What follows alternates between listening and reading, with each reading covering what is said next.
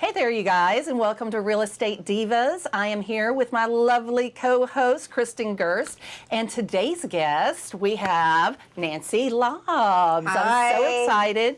We're going to be talking about all things rental management. She's got a book out that we're so excited about. And so, Nancy, why don't you just go ahead and introduce yourself and tell everybody a little bit about yourself. Okay, well, thanks very much, you guys, for having me on. I love the Real Estate Divas show, watch it all the time and whatnot. So I've been in real estate investing for about 15 years. I was a property manager for over 12, did over 1,000 doors. And it's one of my favorite topics to talk about because it's so entertaining. You know, most of the time the tenants are pretty good, but, you know, those stories where you just didn't do what you should have done and now you have a problem. So we do a lot of stuff. I did write, I have 2 books out, one, Winning Deals and Heels. We wrote that a couple years ago, and my good friend Kristen was in there. And I love that title. Yeah. That is so fun. I know. That I'm is so chapter funny. 2, right behind this lady. So and I have to give a excited. shout out to my now son-in-law, Zach, because he actually came up with that. He's a former Marine, yay, we like that. And then I just recently came out with another book called, I don't even have it yet, it's so new, but it's on the bestseller list. Let me ask you this. So for people that know me, I ask a lot of questions. So it already went Yeah. to the bestsellers? It did. Awesome. It did. I know. How long did I it take honestly- you? Because you don't even have a copy here. You have like I know. a printout. Yeah. What is this? It's so it literally went out like in a week. And then it got 3 categories this time: real estate, I think financial or whatever. So it's all the questions that, as a real estate investor, I've asked over the years to get where I'm at. And sometimes those questions are annoying. And when my husband and I were talking about, well, what should we call it? Because it kind of goes hand in hand with the profitable landlord system, which I know we're going to talk about later. And we were We'll like, show everybody the cover real okay, quick. well, here we go. The profitable Yeah, landlord system. yeah. This is all on Amazon, and here's the thing. This tells you about how to find, fund, and manage single-family rentals, right? So the Let Me Ask You This is kind of a follow-up book where I share all the questions that I've asked over the years, how to find properties, how to find money, how to manage your properties, and then I give everybody downloads, like, you know, what was my marketing? What does it look like? What kinds of forms did I use and that kind of thing. So it's just chock full of good info. A lot people. of inside scoop and kind of back of the house, and I want not to just just general. put this out there because I've not done commercial, so it's not about commercial, it's about single family. Some of the principles you could apply, but generally this is my bread and butter was on single family rentals, and that's kind of what I'm comfortable with and I stay with. So That's good. Yeah. Yeah, no, you don't have to go commercial, and Yeah. you don't have to go multifamily, and yep. So anyway, I'm really excited because I just feel like there's so much education out there and people are lost. I had a phone call on the way over here from a lady, and she wants to get into real estate investing. She doesn't have a ton of money, and I do some speaking about small dollar IRAs and how you can get, you know, start investing there. And I just did a deal where I just used $100 off of an IRA, and I'm going to make $46,000. So if you want to know about that, they'll have to email me. That is awesome. Yeah. Well, so and I was there's- thinking whenever Kristen said that you were going to be coming on the show, because that's what we've talked about before, is those IRAs, and I kind of bragged on you quite a bit about going in there and getting those small dollar IRAs and being able to do some and stuff. So we'll have to do. We'll do have another to- show on yeah. that, but I will throw this out there. I did create an online course. Like if people want to know how to invest with their small dollar IRA, the course, it takes you about 2 hours. And not only do I teach you everything you need to know about it, I also give you all the forms that you need, because it's a lot about the coordination, how to build your private money network and that kind of thing. And I'm very transparent. I like, if you're going to teach somebody something, give them everything, right? Yeah, give them the tools, Give them because the otherwise tools. it's just Yeah, general. Yeah, it's general. And so, and I have a great deal going on this month. And I'm so confident that people will make, for the cost of the course, I personally guarantee if you don't make the money back on your very first deal, I'll refund all your money that you paid for that course. Oh, wow. wow. Yeah, that's how Wow. confident I am. I've helped so many people grow their small dollar IRAs. It's just, I did a presentation yesterday for our good friends from Quest. Yeah. And We I love had, Quest. yeah, I love Quest. And so I think there were like 40 people on the webinar yesterday afternoon. And I had 20 people reach out to me saying, how can I do this? How That can is I do? awesome. Because there's a lot Nice. of people out there that have money that's under 50,000, right? Right. They have like 10, 15, 20,000. What's your minimum? 10? I just did a deal with $100. Did you really? I did. This is a deal with an option, and it's so awesome. I mean, that alone, how to do it, is So well worth the You took price of somebody's admission. $100 IRA. I with took an op- mine. Okay, with yours. Mine, Okay. so I could buy the option on the contract. And then I went to my private money lenders and I said, hey, I need to borrow some money. So I borrowed money from 3 account holders. I needed a total of 70. So I got 48,022 to fund the deal. I ended up owner financing it, and I already had the owner or the end buyer. And so what I did is any costs that were affiliated with my closing, my end buyer ended up reimbursing me, and we literally had a double close. Awesome. And Nice. it was my first deal that I ever did, and I bought it sight unseen. Oh wow. Yeah, it's an But awesome. your end buyer went and I'm assuming check it Oh, out. yeah. They knew what they were getting. Yeah, into. they knew what and I had a trusted boots on the ground person, you know what Yeah. I mean? So, Yeah. but yeah, I literally, when I saw the numbers, I was like, this is a deal. Yeah. And that's really what, whether it's the profitable landlord system, it's about knowing the numbers and knowing the market and the exit strategy. So I always say, you got to have deal flow. And then once you get the deal flow, you get the property under contract, and then you figure out your exit strategy, not the other way around. Right. Exactly. So, yeah. Because each one's different. Whenever people try to say, no, it's the 70% rule, or it's this, or it's that, everything's kind of, Yes. it depends on the market. It does. And Yeah. you know what? If you're going to keep it as a rental, like I will pay more for a property if I'm going to keep it as a rental. Sometimes even owner financing because you can sell it for more. So you can't be boxed in. That's what I love about real estate investing is that you can be flexible. The only thing you can't be flexible about is property management. Yep. Which is that's- what you're Which is here what we're today. talking Yeah, about. that's a good segue So, into yeah. that. The first thing, and I think most property managers would agree with this, number one thing would probably be background checks. And Yes. don't just put somebody into your property Who has the money? or who has a pulse. And you know yeah. what? That's a big mistake because all of a sudden they will come over and they will flash a huge wad of cash in front of whoever is doing the application. Yep. And that person instantly thinks, okay, well, they're good. Look at that. Well, and right now, I had a rental that came available. I knew the people were going to move out, and I took my time getting it during this pandemic because the last thing I wanted is somebody getting into my property. It happened to be in Dallas County, and I did not want to have somebody in there that all of a sudden wasn't going to pay, and I wasn't going to be able to get them out.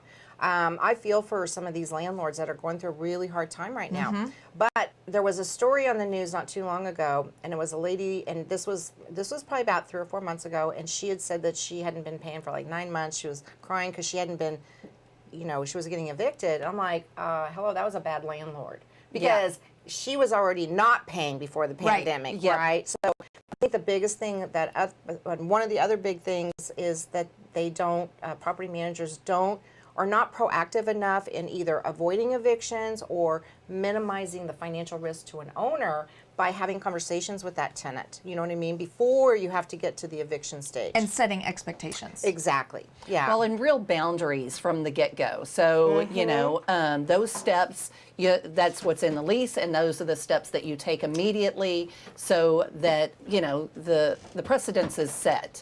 Exactly. And one of the things that, as a property manager, we always did a tenant orientation. So background checks, so important. And you have to be consistent. So I remember I did a presentation, and it was for a national company. And they said, well, what do you do? Like, we require a social security number. Because if you don't have a social security number, you cannot do a background check. You just can't. So, and these people happened to be the people that were asking me the question. They were in California, and so they had a lot of folks that didn't have a social security number. Can you do a background check with an I-10? You cannot. Okay. Yeah, because credit's know. not on that, right? So there's other ways that you can do it, but if you have a criteria that you need, like if you're going to run a property management company, we're talking property management company versus your own rentals, right? A little more flexibility. But if you have a property management company and you don't want to be sued, you want to make sure you're doing everything consistently. So if your criteria is that you have to have a social security number, so I can run a background check, because Right. I'm looking at your credit, right? And I-10 won't tell you that. Okay. So I mean, you can use it for identification, right? So anyway, the question was, what would you do? And I was like, well, they don't qualify. They don't qualify. It's not that they don't qualify because they don't have income. It's they don't qualify because they don't meet my criteria, right? So if you change that, if I say, okay, well, you can, but you can't, then I've just opened the door for myself to be super unfair, discriminating. Yeah, How's that discrimination. practice? So you have to have written policies in place and that kind of thing. And the other thing, talking about setting expectations, is while I was being, the lease here in Texas, it's like 14 pages just for the lease. And then if you have a pet, it's another 2 pages. There's a pool addendum, another, So the lease itself is actually longer and has more pages than if I were to buy a house. Yep. Right. Because the truck contract is only 9 pages. So number one, you got to know what forms to use for your leasing. And so what we did is, because my first year into property management, I was like, why are these people keeping calling me? What? It's the same problem. Hey, stop it. Stop calling me. Stop talking. I like to be time efficient. So what I realized is that people never read, the tenants don't read that lease. No, the they agents just that are sign. representing them don't read the lease. Because it's 14 pages and it's got all this legalese stuff. So Yeah. what we did is we came up with, I call it the addendum A. And if you have the profitable landlord system, you can download addendum A. And it basically takes all the terms and conditions of the lease and puts it in very simple language. If you want to get your security deposit back, this is what you have to do. If you want to do repair requests, this is what you have to do. So at the end of the day, they know. That's exactly, yeah. Oh my gosh, my phone stopped ringing. I was so happy. Because And they understood. They understood. And then one of the probably biggest contentions in property management is about repairs and who's going to pay for what. And I'm going to give everybody a nugget because they might not know this. In Texas, I'm only going to speak to Texas because I don't know. It could be different in New York or Florida or whatever. And most likely it is. Yes. Yeah. So, yeah. but if you have a tenant that hasn't paid rent, did you know you're not required to make repairs? Really? Yes, you are not required to make repairs. Yep. Now, if they have proof that in writing they submitted, oh, I need these repairs, and then they didn't pay rent after that? No, they have to pay their rent. They have to be current. You don't have to make, and I'm just going to give you an example of something that happened with me. So Because it's the number one excuse. It is at the number eviction. one. It's Yeah. the number one If you excuse call at as a eviction tenant course. and you call, there's free representation for tenants out Yes. there, Yes. for tenant rights. If you call and say, I am thinking about withholding rent because of blah, blah, blah, blah, blah, they're like, no, you have to always pay rent. Yep. And then there are other things you can do, but you can't withhold rent You because. can't withhold rent, exactly. And a landlord is not required to make repairs. Now, if it affects the health, welfare, and safety of a tenant, you would probably do yourself just good. But I'll give you an example of it. This just happened to me this summer.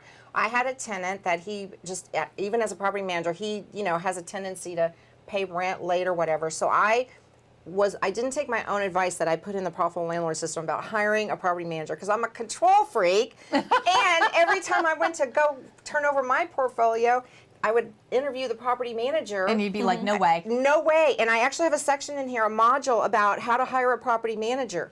And I was like, oh my gosh, no. So this year I finally, gave it up and I was so relieved. But when you hold on to something really tight and Yeah. then you finally go, oh my gosh. Anyway, so my tenant, my little problem tenant, they've been in my property for 8 years. They're great. They take care of the property really good. They just pay late. So they had a slab leak. And I was not really looking forward to paying for a slab leak. Seriously. And so, and I had just taken, the property management company had just taken it over, and they said, well, now he hadn't paid his August rent, he hadn't responded to the renewal, and I said, you know what? And I said to the property manager, I go, now, correct me if I'm wrong, but he hasn't paid his rent, so I don't have to fix that slab leak, do I? She said, no, you don't. And so I did it right then and there because I wanted him. Wow. He needed to pay. It was into September. Yeah. So we got him to pay his rent. We got the renewal signed and everything. I raised the rent. And I took care of business, and that, on me, because I was remiss about not, and that's why I had to get a property manager because I just got so busy I couldn't even manage my own property. So, Yeah. But and another story, when I was in property management, we had a tenant that they just weren't, we inherited it because that's another problem when property managers inherit properties from either other property managers or owners that were managing the properties.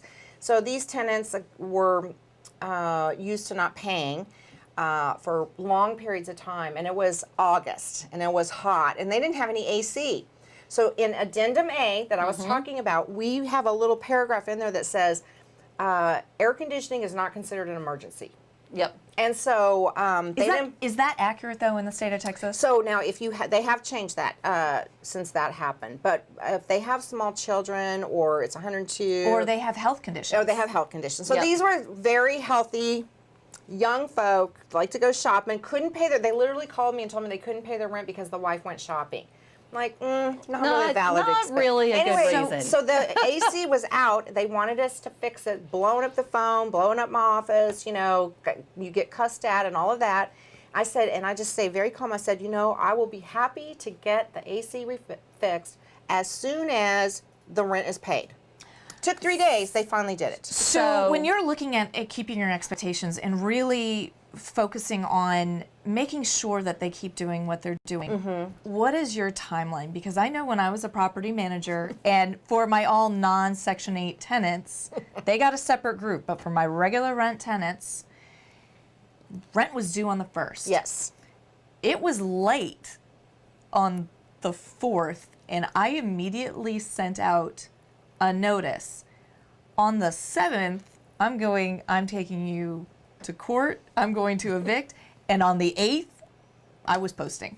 Yep. Yes. And I found that doing that one time and showing them how serious you were, that you're going to be because I would have a court date set within Yes. And I will. within another week and a half, 10 days. And again, this is a and little that's hard really right now. setting the precedents, you know, I mean, because once you make a point, just kind of like whenever you're disciplining kids, you know, Yes. I mean, once you set that precedence, then they're like, oh, well, we can't mess around now. Oh, Yeah, yeah. all right. This is landlord, priority. this landlord is serious. Yeah. So Okay. I took on a property, and the tenants had been in for a while, bit of a hoarding situation, so it was difficult to want to get them out because Yep. you knew it was just going to It's gonna cost be the a landlord. mess. But anyway, they paid on average $300 to $500 per month in late fees. Wow. Per month. Now That the is owner just crazy. owner didn't want to evict them because they were getting $300 to $500 a month Extra. extra. Yeah. So the tenant literally, and I did exactly, and that's what I would do. We had so many court dates. So what we did is, in order to dismiss it, not only did they have to pay all the late fees, they had to pay the filing fee. We charged them a trip fee. You know, I mean, it was huge. I Yeah. mean, some months they were paying like $2,000 to stay. So and this went on multiple months. So one time they came to me and they're like, Nancy, is there any way we could get a rent reduction? I go, pay your rent on time. Yeah, I mean, that really? right there is That the rent right- reduction. That'll Pay save you your so rent much on money. time. And they were like, oh, okay. And the same family, their water heater went out. And this is how I knew they were a hoarder. And so, we dispatched somebody to go over there. And the vendor calls me up, and because we made our vendors take pictures of the properties when they were over there. And he had the garage open. He couldn't even get to the water heater because the tenant, and the tenant is mad because they don't have any water heater or any hot water.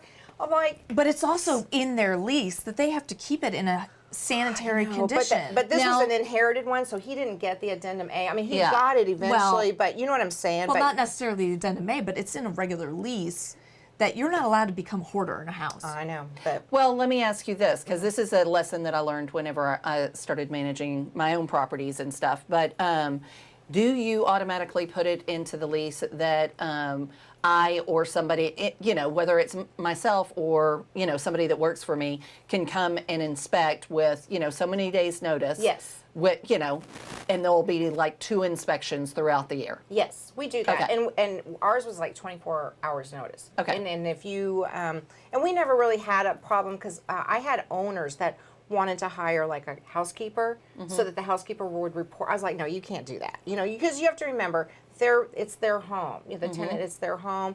So Can you pose that as like a really nice gift though? You Hey, could, Merry Christmas! I'd like to send a housekeeper. But the owner made the mistake of telling me why she wanted to put this person in their house, so I was like, I can't do that. So, Yeah. So the moral of that story is lie to your property manager. Well, just don't tell me. Yeah. Well, to get back to just the beginning of trying to, vet your new tenant. Yes. So you go ahead. Is there what source do you use? I know I usually go with erentpayment.com. I use they do- just because I've been using them for years and years is National Tenant Network. Okay. They're based out of San Antonio. And so what I like about their background screening, first of all, no, not just anybody can use them. You have to be vetted through them, that you have the lock cabinets and all that kind of stuff. But they give us scoring. So we do credit, we do Social Security trace, which I'll explain that in a minute.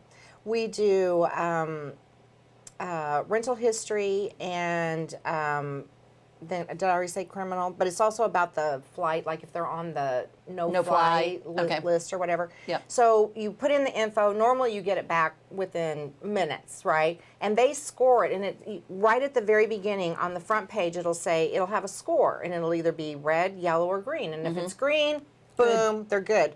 Now, if it's yellow or it says conditional, then I'll look down. And the question I get asked a lot is, well, what credit score do you use? Well, I don't use a credit score. I look at what is on the credit. What are they not paying? What are they paying? So what I want to know if they're paying is, are they paying all their utilities? You know, if they have medical collections, I never count them, and because that can happen to anybody. That can happen to anybody. That and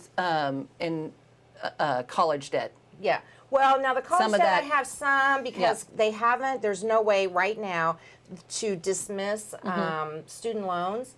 So if you have someone that has student loans, I do consider that because it can go to their ability to pay if they're ever garnished, depending on how old they are. We had one person.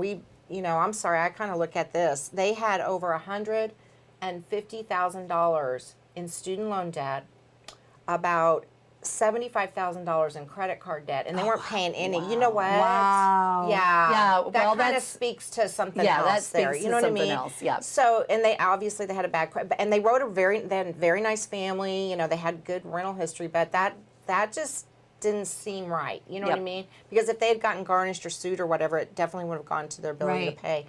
Have you had a tenant in the past that did get their wages garnished?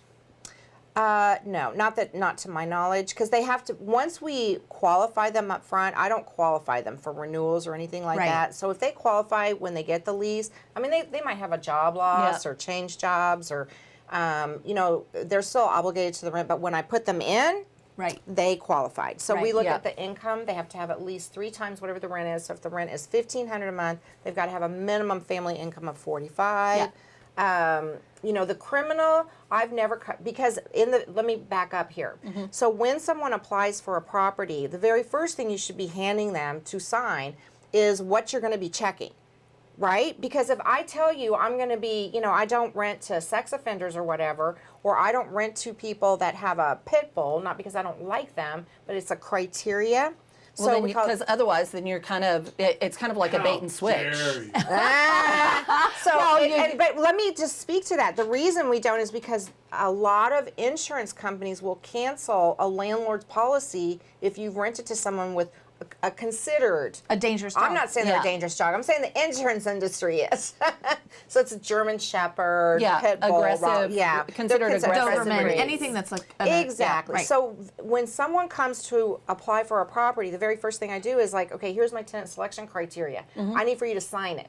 Because if they come back and say, oh, well, you should have told me, and I just charged them, $50 to, Exactly. Right. so tell them and there's actually Because if they 4 have any of that stuff, then they'll just go ahead and move on if and they there's read it. actually 4 questions that every property manager should be asking every potential tenant.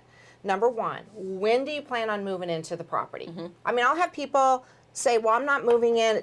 Today's December 4th. I'm not moving in until February 1. Okay, thank you very much. I'm looking for somebody now, right? right. Yeah. I mean, because people will. They Right. have to give a 60-day notice. The next thing is, now remember how I phrased this. How many people will be living in the property? I'm not asking if you're married. I'm not asking if this, Yep. I just want to know how many people are occupying, right? Number 3, yes. Let me ask a question to that. Okay. How many nights do you qualify on spending how many nights a week?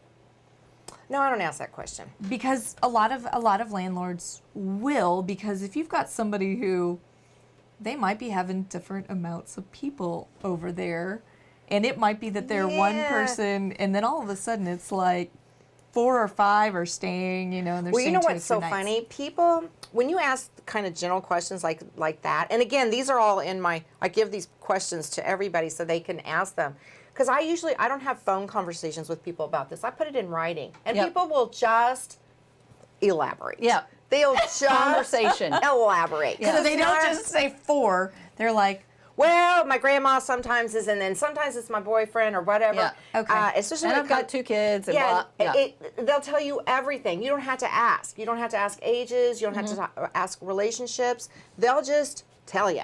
yeah. How many people? Real quick, Yes. look up at the ceiling.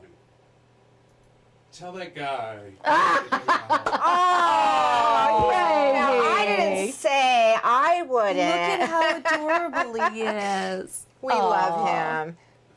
Now remember, Yeah, I didn't the say it. pulling It's at the heartstrings, yeah. the shaming going shaming. on. And so the other thing that we do on the pets, because people will not be truthful about their pets. No, they won't. So what I do is part of our application process is they have to provide us a color picture of their pet with them in it. Oh, nice. Yeah, for perspective. Yes. Nice. And they do it like people love. Oh, I'm sure people love that. Yeah, they do. They're like, oh my gosh, I want I like that. And I like that. It has I'm to be gonna have to color, remember that and one. it has to be with the family members. And then Why does it have to be in color? Just curious.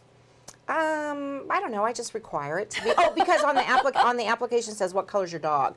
So because you'll be Okay. amazed at how many ways people trip themselves up. So you get the application, you've given them the tenant selection. So now you're looking at the application.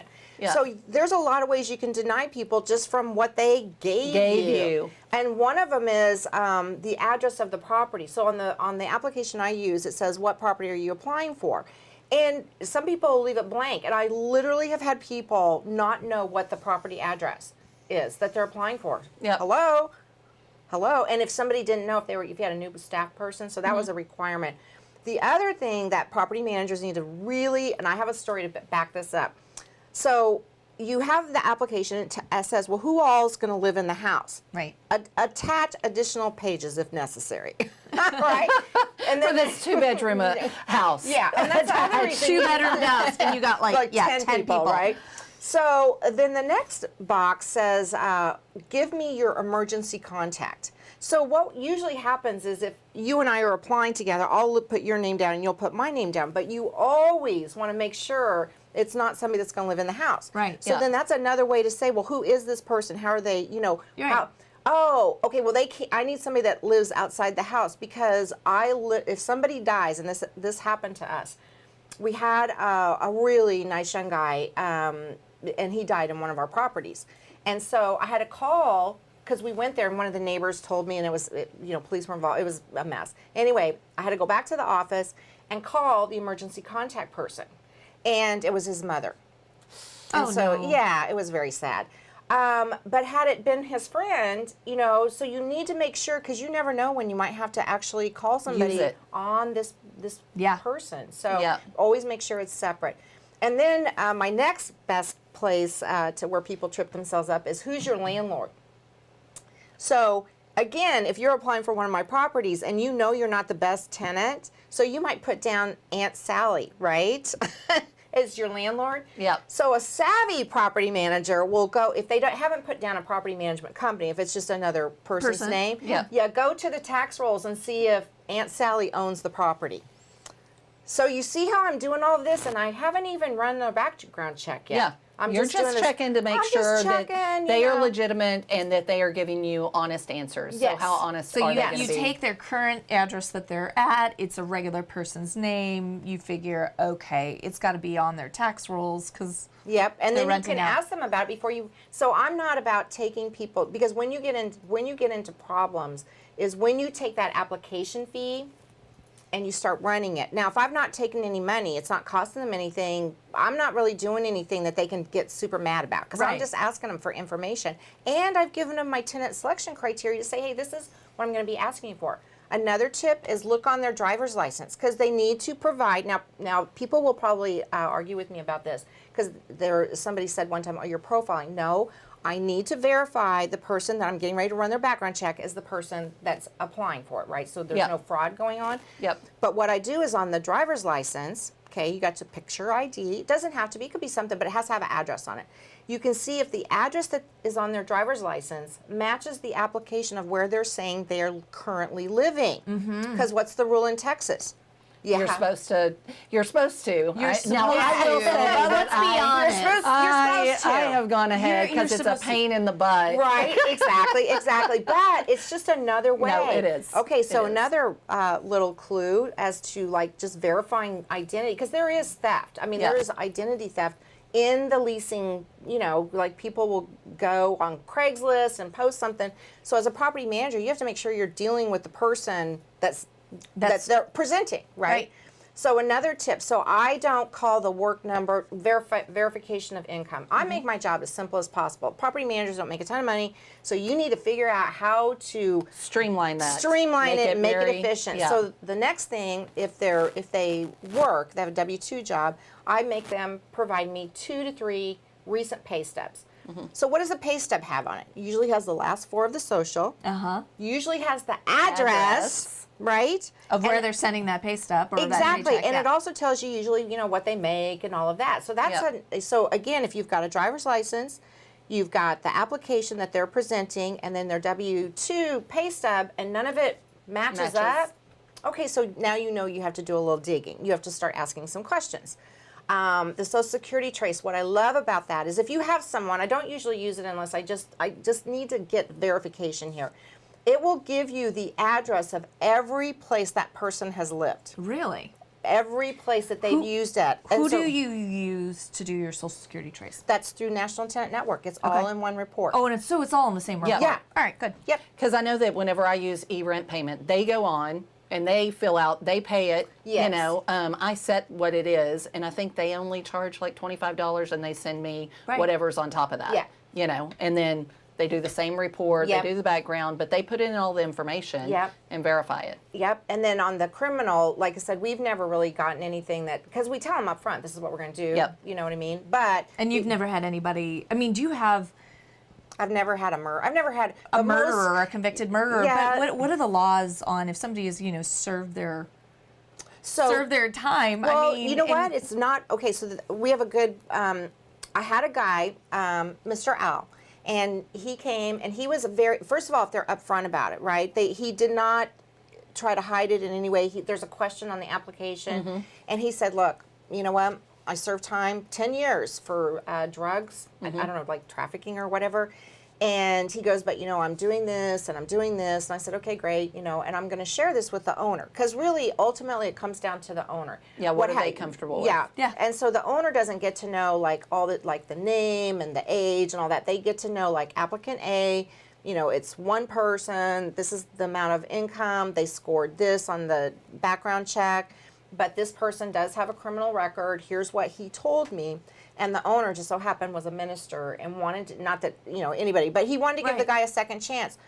Mr. Al was the best tenant we ever had. and it That's turned awesome. out he ended up staying in one of our rentals for like 8 years, and then he got Wow. sick and passed away. Oh, that's too bad. But he baked cakes, and he would bring me a cake every year at his renewal. So yeah, so you that's never good. know. But Yeah. I think it goes down to like what are people, as long as they're not trying to be funny and try to get one over on you and whatnot, and and there's a lot of ways to do the So- background check on rentals as well. Yeah, too. and one thing I found too, especially when I started out in property management, and I had a troubled property, a very troubled property, and what I noticed was when I had somebody who was renting for somebody else, and it was literally an older grandma type woman, and she was just too nice, giving me hugs, just being like overly great at the interview, and inevitably, even if they did get everything past me, inevitably I'm like another drug dealer would be like they'd be renting these apartments for drug dealers. Well, another tip for property managers is don't get too friendly. Okay. So Yeah, that makes it difficult. That don't- goes back to the Yeah. saying of friends, family. Yeah. Which Don't we rent learned to about friends you. and family. Yeah. Which we that learned brings about me you into with my the- next story, because Although- the gal Stealing your that, oven. that had been in my position, so to speak, before me, got very friendly with a tenant, and she goes, and the tenant like really screwed her over, right? Yeah. And so she was like, "But I got her some wine and everything." And I was like, "Oh, well, you shouldn't have done that." But you know what I did for you guys? What? It's the Diva Show, right? And I wanted to say thank you for having me on. A little Merry Christmas. Oh, yay! And so I'm sharing. I found this. This wine is really good. It's like Where's our affiliate tag so you can get out? In the history of all the shows y'all have ever done, it's the latest y'all have Ever started? Brought out wine. Yeah, usually end up I know, it's like, when should I- three. Hey now. But you know, this is really a light. All right, and look, Just okay, now I'm happen to gonna have have you glasses. open it. All right. I can do that. And for after the show, a little, just thank you. So That is so sweet. yeah, you guys are. I'll let you do I that love one. watching your shows. Well, you're gonna get on now. You're gonna get invited to everybody's show. They're like, well, she brings gifts. That's right. Yeah. That's Everybody, take a page out of Nancy's book here. That's right. Try to top that. I won't tell them how much the wine costs then. There you go. Pour yourself one. Well, and it's the holidays, and you know, as I was sharing, I'm so happy to be out of the house. I know. It's like you said. You're like, oh, I'll come to the studio. Y'all I want to wanna- come on? yeah. She's like, you want to Zoom? Do you want to Zoom? All right, cheers. All right, Cheers to the divas. And to you viewers at home that wish you were here drinking this. Drinking with us on a Friday. Bless you, Ryan. Thank you. Oh, that's yummy. It is yummy. It's very nice. So we got Carrie's. It's a Carrie's. Pinot Gris. Pinot Gris and Kroger's. Nice. Yeah. I Yeah, that's mean, tasty. Not Tom Thumb, but it is. It's very tasty. Yeah, I I like like that. it. I have several bottles at home. All right. So Okay, I'm going to give that to you Here, to put over I'll there. put it. okay? I'll put it over here on my. All right, so we've kind of gone through, how to vet these tenants.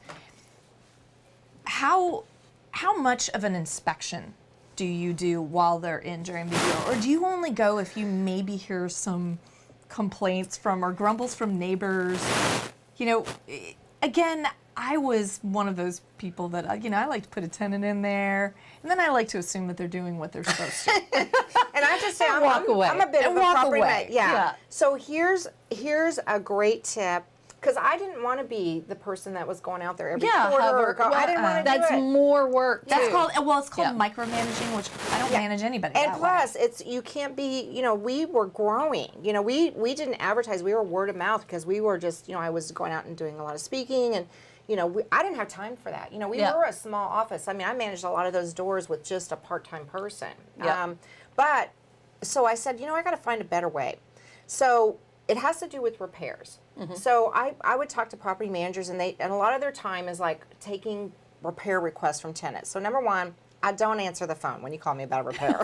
Yeah. Okay, I want you to email me, and it's in the addendum A. We set it clear. You've got to email me. You can call me, and I might talk to you, but I'm not sending anybody until I get an email from you, right? Okay, when I get the email, I already have this list of vendors that I use over here for plumbing, electrical, handyman, whatever it is. And you forward it. And I say, well, here's what I do, because I've already had this relationship with them. Said, I'm going to pay you, so when I email you to go out to contact Susie Smith, that's what you're going to do. So then I respond back to the tenant saying, thank you very much. Please see, Mr. Plumber copied here. Here's their number. Mr. Plumber, here's their phone number. And you all schedule the time. Y'all figure it Nice. out. Take me out of that equation. And then the vendor goes out there and sends me the invoice when he's done. Now, Yep. with my vendors, because they know Nancy's going to pay them, I say, but I'm not going to pay you unless you send me pictures of the work that you had done. So while I'm not saying they're going to walk around and take pictures. Like if they're in the kitchen, they're just going to, but they will snap pictures of the kitchen. So that's how I get out of, or how I do the inspections, is I don't have to be there, because think Without about it. having to That's set up each- that. That's good. So how many, obviously they can't walk around and go into bedrooms and stuff like Yeah, that. but if they see something, they'll say, hey, you know what? I'm just going to take a picture and send it to the property manager. Like something that, like a door that's Yeah. not, adjusted. Off the 'cause hinges or something right, like yeah. that. I do or have. sometimes they'll send me things just because they know. Yeah. Right? That, like, Nancy, you just need to know what's going on here. I had a HVAC contractor that I've worked with, for years, still use him.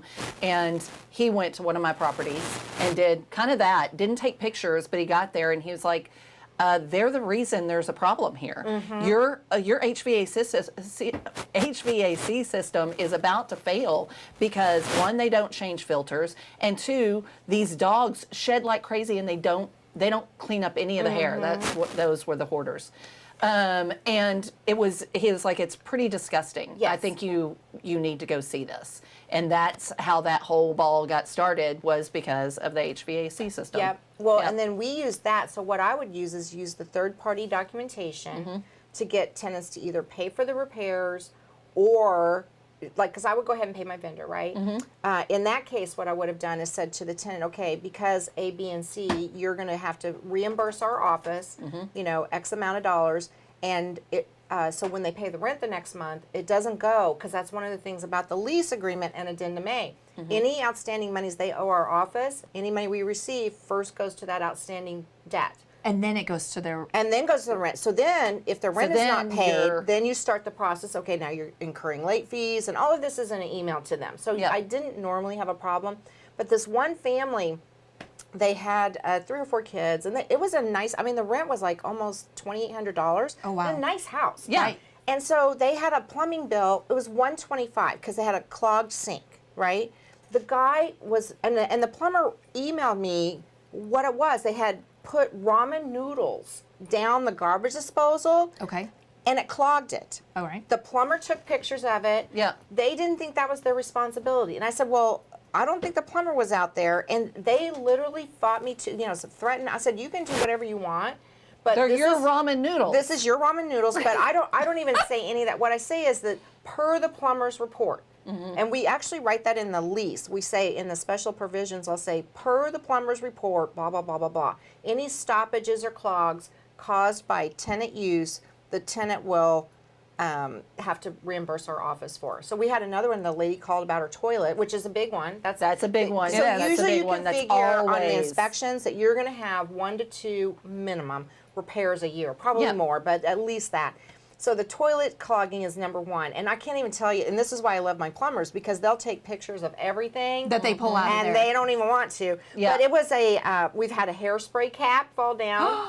Okay, that was And one. get actually inside that toilet? Well, Yeah. it was white, so she didn't see that. But see, they don't even think about checking to maybe No. they could get it, right? You're so surprised about some kind of cap getting in the toilet? That surprised you? I am surprised at what people flush. Yeah. Tyler, when I was in college, he accidentally flushed his cell phone Oh my God. because he was on the phone like this. Yeah, And yeah. as he was flushing, it went in there. Oh my gosh. So knowing Tyler, Yes. he immediately disassembled the toilet. And this is a college apartment, so it's not like it's expensive. Anyway, and it's not like I have to. What else was in there? Nothing. Okay, Just a okay. toilet. But he took it outside and then smashed it on the ground so he can get his cell phone back. Oh, but that's back before cell phones were even like Valuable. freaking waterproof. Right? There was no Yeah. rice that was Yeah, going to no, save that well, bad that's true, boy. too. But that's back when, in order to get a new cell phone, you had Had to exchange. provide. Oh, you at least had to bring it in. You still have to do He that. had one of the Nokia flip phones, and he wanted that thing back. But the next day, he shows up with a brand new toilet and fixes it. Yeah. But y'all can see Tyler doing that though. Yeah, I can totally see him doing that. That's funny. Okay, so basically, quick. though, Rob Johnson says, how often do you do an inspection? So, you don't. Yeah. Which going into, because as you know, I property manage. Either that, I or if prob- they don't have any problems, then if they I don't- will do one inspection a year. Yes. Well, Yeah. And so we'll usually, to answer that, what happens is, when you're out and about, new properties, new listings or whatever, so if I'm in the neighborhood, at least, every probably 6 months, we do a drive-by. And a lot of the properties I manage were in an HOA, so I didn't really have to do outside inspections because Yeah. if they weren't doing what they're supposed to do, the The HOA, the vendors, and then move out and move in. So no, did I go in there? If there was an issue, yes. But no, I didn't always go into every property every year. I mean, because I have documentation of the condition as it goes through, and a lot of times I'll have the tenant send me pictures. Yeah. Yeah. So if they're paying their rent on time, I'm kind of a hands-off property manager. There's so much more to do with a property, and we did more probably high-end properties than when we first started. We took any property because that's what you do. with Yep. the comment that was on the website or the Facebook group this morning. It's like, if you're hungry, you're going to take it, right? Yeah. So we were. And what was my response? How I hungry? said, how hungry are Yeah. you? And That was I don't think all so, my whatever. question. I just said you can't be all things to all people. But when you I'm first so glad started, that you said, like, people see this stuff that I write. Yeah. I'm like, But you know, in the you're really beginning, you asking, do- you're thinking about taking that job. You might as well take it. There's a lot of people that get into property management because they think it's easy. You know, it's easy money. And I'm telling you what, it is not for the faint of heart. No. So number one, you have to have really good organizational skills. So, and then you have to have a pulse on your tenants. You know, what did you do to set the expectations? But we used to manage properties that were, you know, Sketchy. 800. I think 800 is the lowest. And then after a while, I'm like, okay, you can do the same amount of work for an 800 property as you can for 2,000. What are we doing? Right. You know, so we. Which is why it's very hard to find a property manager to manage your 700, 800, 900,000. Yeah, it's the same dollar amount door. of work, and chances are, you know, I can't really talk about fees and everything, but you know, a good property management company will not be the lowest fee. And we can talk a little bit about it. I just can't, you know, like go out there and say what it is. I'm not in property management anymore. But when I shopped for a property management company for myself, you know, I'd be quoted these really low fees, and I'm like, okay, well, what do you get for that? Because what happens is those low fee property management companies, they got a lot of back fees that you have to be careful of. Yeah. And I'll tell you, property managers, you need to get on board with giving 50% the buyer's agent commission. Because I would get calls from people. Why Is isn't it 50% or is it 100% well, of that 100 first month's no, rent? 100% No. is paid. But if I'm the listing agent Oh, okay. and you're the Yeah. buyer's agent, Yeah. so I had owners call me going, why isn't my property? They want to change property managers because their property's not getting leased. Yeah. Nothing's wrong with it. Area's great. You know what it is? The It's what they're offering. 20%. You know what? Agents, they get just as much money to show a 50% as they do 20. Exactly. And they're Exactly. not going to show your property. So don't Well, and cheap not it even out. 25%. Sometimes it's like $250. And I'm like, I'm like, Oh, yeah. Who's driving What? out? Who's driving out What? for that? Yeah, No. don't. Yeah, because you know what? Don't. So property managers pay the buyer's agent's commission 50%. Don't Yeah. be greedy. Share the rewards. You know. So I would say that's a biggie. That's a big mistake that they make. I think so too. But I you think know what? so That too. and that translates to really any real estate investor out there who, what are they doing? You know, you've just made the biggest investment in your life to flip a house, and then you're looking for like 1.5%. Yeah, You know, right. Get somebody commission that's instead of good. doing, you know, instead Well, of I doing the will full say, 3%. you know, I mean, all to of your us that listing have it, agent. we invest in real estate. I will say that I will, and only because of everything being on the internet, I will do a 2.5% commission for buyer's agent on a flip. But that's because it's usually in, you know, you're in a certain price range, whatever. You know somebody's going to bring you a buyer. It's not that much of a discount. I'm not going low. I may be discounting it for either, you know, Right. an investor or, you know, Right. it's my property, so I'm not, you know, I'm making money on it. But you know what I'm saying? Like the 2.5%, I don't think that's a big deal on a flip. But when you're talking about rentals, Yes. rentals, the commission what are is they so gonna low make? You know, they're gonna anyway. make $500. Yeah, Yeah. the commission is so low anyway. You know, you need to do everything you can to get somebody Yeah. to show a house. All I know is I like to be paid when I do work. Yes. Yep. So if you like to be paid for your services, don't go asking people for a discount. And I don't. I have people who have offered it to me, and I'm like, thank you. I greatly appreciate that. Yeah. But I want you to focus on my thing Yeah. and do the best job possible. Well- and I want you to love me more than You love that guy. that guy over there and make sure that mine gets done first. And That I'm is- willing yeah. willing to pay for that. In fact, I offer bonuses. Yeah. I'm like, you get me a contract, I'm like full price offer Well, I think that's- within like that's the within a key. week. Yeah. I'm like, I'm freaking giving bonuses on that stuff. Well, and Yeah. it's quality too. I mean, just like anything. There's, you know, people that'll do it for discounts, and you know, and what is their experience? And I never discounted my prices as a property manager. I mean, you're getting someone that has Yeah. a lot of experience. I'm not going to send, because one question that if you're shopping for a property manager, you should ask, what is their eviction ratio? Because a lot of property managers don't even track that, because they're Yeah. in eviction court all the time, right? And I'm happy to say mine's like less than 1%. And I know some of the eviction process, but I'm proud to say I don't know all of it because I haven't been there that often. Yeah. And I'm just thankful I haven't had to go through this whole mess or whatnot. So I'm just gonna throw in another tip because I was thinking about this on kind of a last thread. We've gotten inspections and how to not have to show up at that property unnecessarily. And one thing that I've noticed that a lot of landlords like to do is they love having that keyed lock for the door handle, like a deadbolt, and then also the key lower lock. One of the earliest things I ever learned in property management, get one of those non-locking hall and closet. Do you know what I'm talking about? Yeah. Hall closet knobs further down, so that people can't just go turn the little automatic lock and walk out, not do the deadbolt. You know what? Unfortunately, the property code in Texas requires you to give them the keyless entry. No. That's something different. Oh, okay. What are you talking? That is something different because the keyless entry is that keyless deadbolt. Right. But they have to be inside to lock that. Right, but they can leave out the garage and leave all the keys in there, and that They can, which I find ways around that as well. Yes. But you have to keep them from just turning that bottom knob on that front door handle Or the back door, and that front door is already locked. So I do this even on all of my Airbnbs. I have a non-locking hall and closet door, like a dummy handle, on that lower one, so that when they leave, they have to lock that deadbolt. You got to leave with a key. Yeah. Okay, Leave with a key. Leave with a key. Don't leave the key Do inside. not leave with a key. call me at 11 o'clock on Thursday night and think that I'm going to like all of a sudden pop down and unlock the door for you, because I'm not. So in Addendum A, we clearly state if you not what lose I your heard. keys, you have to call a locksmith and pay for it. Really? Yeah, we don't do that. You don't mess around with it either. No, and I remember that. So on my own rental properties, and yes, as a property manager, I always made sure I was in code compliance. But I hate keyless entries because I have had tenants that when they leave, they're just, and they lock you out and they won't, even if they return the keys, it doesn't matter because they've locked that key. You don't have the garage remotes. But there's ways. There's always ways. There's ways. So Well, real quick before we wrap it up, because I know we're kind of, it's easy to chat. You're such an easy guest. Oh my gosh. don't And so tell everybody that it's informer- so easy.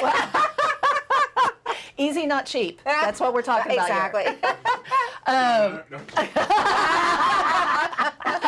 It is the Diva show. Yeah, it is. But just for a couple of more, one other tip is tracking. I know that whenever you get to, because that was one of my hurdles, is when you get to other, you're doing more than one property. How are you keeping track of, besides QuickBooks, obviously, because you've got, or whatever, financial, how are you keeping track of all of those properties? So I am so old school, and people are like, what? So we have CRMs, but you know what? Excel spreadsheet. I have an Excel spreadsheet that I tracked.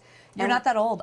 No, You know what I mean? too. Because Yeah. what I do is I have all the tenants, and so then the next month, all their names are in red. And as the rent comes in, as I'm notified about the rent, I go in and I highlight their names. So at a glance, I can see, oh, look, 5 people haven't paid their rent because they're in red. Love it. Use that for you, and I still use it to this day. Yep. So, and I started that with all of my Airbnbs because now I've got multiple people that I'm not only my own, right? And Yeah. I know what's going on with my own, but then also the You're people managing. that I'm managing for. And so I've got it. I started them on Excel, but then I upload it to Google Sheets. Yes. And then my clients can just go and see, and I've got everything, like I've got complete, okay, this is what it brings in, this is what our expenses are, and then I itemize the expenses so I know, okay, mortgage, taxes, insurance, supplies, utilities, what we spend on everything, and here's my fee for the month, and this is what you made. Yes. Yeah. And so having all of that and then a running total going, all right, you can look at an instant and go, this property I is a think winner. that's really, I mean, for everybody out there that's thinking about, one, getting more organized if you're not already as far as property management, but how to vet your tenants coming in, and then how to track them, because so many people don't track. Yeah, and what you also should track is the renewal dates. And I'm just going to throw this out there too, because a lot of people think, okay, so today's December 4th. So if I had a tenant moving in tomorrow, I might think that I have to extend the lease to December 31st, 2022. 2022. But you don't have to do that. In fact, this last go round with my vacancy, I did not want to sign a year's lease because of all the stuff that's going on. I just did 6 months. Yep. You can do whatever you want. Don't do longer than 2 years. And right Yep. now, I would only do like 12 months max. But if your property comes vacant in October, you know, do 18 months or do 6 months. Get it to where now the school's not in session like it used to be. Yep. But you can have an end date so that if your property becomes vacant in May, June, or July, that way, and it doesn't have to be there's no rule that says it has to be 12 months. No. Okay, so Yep. you're saying go shorter because we're all expected to be vaccinated by June or July. Well, I'm going shorter because you know what? If you try to evict someone right now, the courts are backed up. Yeah. Right? They're not. You can't even get you into can't a even court. get in. But you Well, the can- question is, doesn't that depend on where you're? it does. Where? does. Because I don't even think Harris County, for everybody down in Houston, I don't even think they've started evictions yet. Yeah. Yeah. So I mean, it's a problem. So when I had a vacancy, I was like, yeah, I don't know about that. So what I wanted to do is I said I'll just do 6 months. And I actually had a couple tenants pass. I was okay with that. I had a tenant that was kind of sketchy. You know what? It's your property. You know, take control of your. I mean, I could afford to go 2-3 months. I mean, Yeah. I would rather pay the mortgage on my own because I have mortgages on this property. Yeah. Than to get somebody in there that's going to be living in the property, tearing it up, And now not I've gotta paying. now I have to now go I through have the it. So eviction I process. just, you know, if you're No. just don't get in a hurry. I think that when we first started this, we said don't put the person in there because they have cash. Don't put the person in there because you have a vacancy. Exactly. You know, do your due diligence. You know, get the profitable landlord And that goes system. back- Show and that- everybody that. Yeah, why again. don't you? So yeah. there's actually a module in here all about property management and all about how to find profitable tenants. There's a whole chapter devoted just to how to find a profitable tenant. There's a chapter on how to find a property manager. There's a chapter on how to find deals, how to vet deals, And we how to flipped put through on this. renters. Yeah. So went through it is. this. No, It this is- is. I mean, it's actually, got I mean, tons of information. Can we look at this? I mean, Which one's talking? so what I love about this, I mean, it's color coded. It's got worksheets. And you this can is download. nice. You I can mean, this download. looks like a college course. I know. Yeah. I really And like if, it. had we not been in COVID, I would be teaching classes on this in line. You know what I Yeah. mean? So right now Yeah. I'm having to, or in person. So So yeah, no, talking and just one last thing to sum up. You know, when you are looking at, you know, don't putting anybody just because you have a vacancy, that can apply to like everything in real estate investment. yes. You know, don't just take, you know, yes, that offer looks really good, except they're not qualified by anybody to get a mortgage. So don't sell them your house. Or Yes. and not every property is worth purchasing, even if it seems like the right price. Yes. Right. You know. Yep. I mean, that's just And not every guru is worth their weight in gold. exactly. it goes across the board. Yeah, do your due diligence. Be smart. You know, everybody has limited resources, so just make sure you surround yourself with good folks Yeah. that have been in the industry and know have good reputations. One final question, because a lot of people don't know this, why, and this is really for themselves. It costs money to move. Mm-hmm. It does, and it costs you a lot of money. So do you ever look and see how often people move?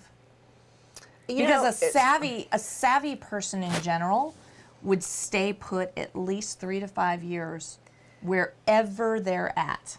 So I love long-time tenants because long-time tenants mean less churn for me. So Right? what I I mean- do when I look at rental renewals and increases, Do you look at how often they move? I don't look at how often they move. I look at how much it would cost them to move. And then I make sure my increase is just below that. Just below that. Yeah. So I'll have owners in the property management days. I'd have owners. Oh, I want to jack my rent up $200. I go, well, they're going to move because they can move for $2,400, Right. and get it. But they won't move if you don't go above $600 to $800. You know what I mean? yeah. Now, I just recently, so I like long-time tenants, so I'm not one for like raising the rent crazy. I will raise the rent every year, but I want them to stay. And most of my tenants I've had, the longest I've had is 11 years. All right, so what percentage? Because everything's different, right? Yes. You got a $2,800 house, you rent it, you raise So it those to are about $2,900, fine. The average of my rentals, my own portfolio, is right around $1,500 to $1,800. Okay, but what percentage of that $1,500 to $1,800 do you raise in rent? Oh, I every see what year? you're saying. You mean how much? How much? I usually do 50 to 75. 50 to $75. Dollars. Dollars. Yep. Okay, so you know they're I don't know what there that at percentage is.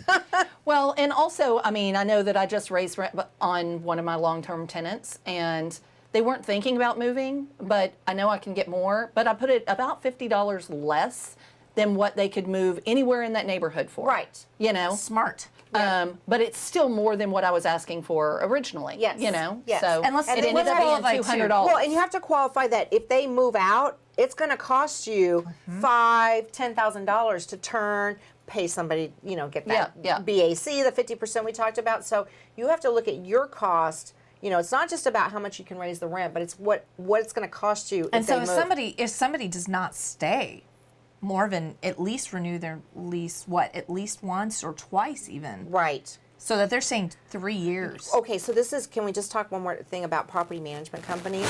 Okay. All right, I was going Yes. to say that, okay, a good property management company will help you minimize your financial costs, meaning that they're not looking to get a new tenant every year.